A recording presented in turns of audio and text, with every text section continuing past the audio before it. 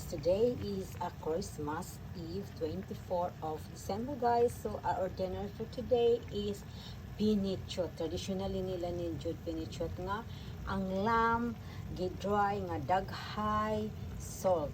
Murag salted lamb charot. And then guys, maghimo ko og kanang kohlrabi stock. And then of course, ang patatas Jude dili na mawala. So guys, unya, dalawa nato ni. Mauna ni ang resulta, iserve na nato ang pinichot, ang kohlrabi to, and of course patatas, nagnisis siya, o ang atong dessert that is inside is multi-bar cake. So guys, so 2000 Christmas 2024. Thank you for all the blessings this year. So guys, mga na jud mi karon. So tilawa nato.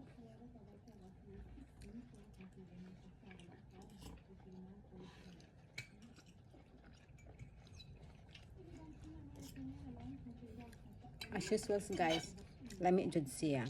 So during Christmas ang ilang tradition diri pinichot o kanang gitawag nga rib, kanang riba ba sa atong sa kanang kaning baboy, ila lang siya i-grill.